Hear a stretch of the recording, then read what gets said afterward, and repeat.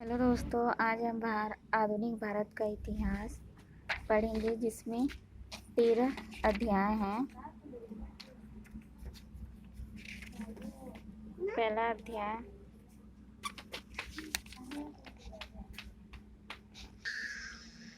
पहला अध्याय 18वीं सदी में भारत में राज्य और समाज। मुगल साम्राज्य के कमजोर होने के साथ साथ स्थानीय राजनीतिक और आर्थिक शक्तियां सिर उठाने लगी और अपना दबाव बढ़ाने लगी। 17वीं सदी के अंत और उसके बाद की राजनीति में व्यापक परिवर्तन हुआ। 18वीं सदी के दौरान बिखरते मुगल साम्राज्य और उसकी खंडित राजनीतिक व्यवस्था पर बड़ी संख्या में स्वतंत्र और अर्ध स्वतंत्र शक्तियां उठ खड़ी हुईं, जैसे बंगाल, अवध, हैदराबाद, मैसूर और मराठा राजशाही। अंग्रेजों को भारत पर अपना प्रभुत्व स्थापित करने के लिए इन्हीं ताकतों पर विजय प्राप्त करनी पड़ी। इनमें से कुछ राज्यों जैसे अवध तथा हैदराबाद को उत्तराधिकारी वाले राज्य कहा जा सकता है। मुगल साम्राज्य की केंद्रीय शक्ति में कमजोरी तथा मुगल प्रांतों के गवर्नरों के स्वतंत्रता के दावे से इन राज्यों का जन्म हुआ। दूसरे मराठा, अफगान, जाट तथा पंजाब जैसे राज्यों का जन्म मुगल शासन के खिलाफ स्थानीय सरदारों, जमींदारों तथा किसानों के विद्रोह के कारण हुआ था। न केवल दो तरह के राज्यों की राजनीति कुछ हद तक विभिन्न होती थी, बल्कि इन सब में आपस में स्थानीय परिस्थितियों के कारण भी अंतर था। फिर भी इसमें कोई आश्चर्य की बात नहीं कि मोटे तौर पर इन सभी का राजनीतिक और प्रशासनिक ढांचा तकरीबन एक सा ही था। लेकिन एक तीसरा क्षेत्र भी था। इनमें दक्षिण पश्चिम तथा दक्षिण पूर्व के समुद्री किनारों के इलाके तथा उत्तर पूर्वी भारत के क्षेत्र शामिल थे, जहाँ पर किसी भी रूप में मुगल प्रभाव नहीं पहुँच सका था। मुगल सम्राट की नाम मात्रा की सर्वोच्चता स्वीकार कर और उसके प्रतिनिधि के रूप में स्वीकृति प्राप्त कर 18वीं शताब्दी के सभी राज्यों के शासकों ने अपने पद को वैधता प्रदान करने की कोशिश की थी। बहरहाल, इनमें से लगभग सभी ने मुगल प्रशासन के तौर तरीके और उसकी पद्धति को अपनाया। पहले समूह में आने वाले राज्यों ने उत्तराधिकारी के रूप में कार्यविधि, मुगल प्रशासनिक ढांचा और संस्थाओं को प्राप्त किया था।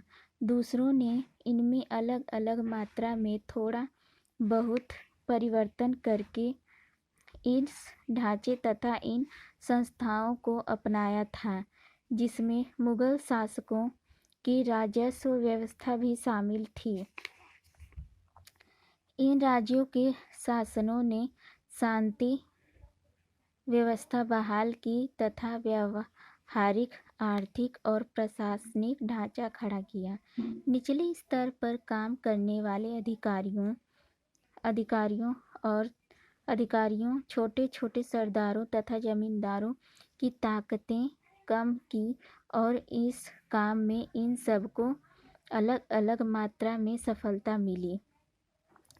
किसानों के अधिशेष उत्पादन पर नियंत्रण के लिए ये लोग ऊपर के अधिकारियों से झगड़ते रहते थे और कभी कभी सत्ता और संरक्षण के स्थानीय केंद्र कायम करने में ये लोग सफल भी हो जाते थे। उन्होंने उन स्थानीय जमींदारों तथा सरदारों से भी समझौता किया तथा उनको अपने साथ लिया जो शांति और व्यवस्था चाहते थे। आमतौर पर कहा जाए तो अधिकांश राज्यों में राजनीतिक अधिकारों का विकेंद्रीकरण हो गया तथा सरदारों, जमींदारों, जागीरदारों और जमींदारों को इसके कारण राजनीतिक और आर्थिक शक्ति की दृष्टि से लाभ मिला। इन राज्यों की राजनीति लगातार गैर सांप्रदायिक या धर्मनिरपेक्ष बनी रही, क्योंकि इन राज्यों के शासकों की आर्थिक तथा राजनीतिक प्रेरक शक्ति समान थी। सार्वजनिक स्थानों की नियुक्तियों, सेना में भर्ती या नागरिक सेवाओं में ये शासक धार्मिक आधार पर भेदभाव नहीं बरतते थे, और जब लोग किसी सत्ता अथवा शासन के विरुद्ध विद्रोह करते थे तो इस बात पर विचार नहीं करते थे कि उनके शासन का धर्म क्या है। इसलिए इस बात पर विश्वास करने के लिए कोई आधार नहीं मिलता है कि मुगल साम्राज्य के पतन और विघटन के बाद भारत के विभिन्न भागों में कानून और व्यवस्था की समस्या उठ खड़ी हुई और चारों ओर अराजकता फैल गई।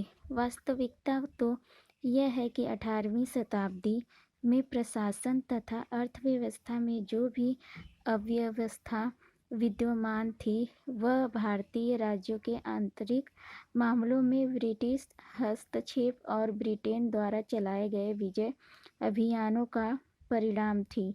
हाँ, यह बात सही है कि 17वीं सदी में जो आर्थिक संकट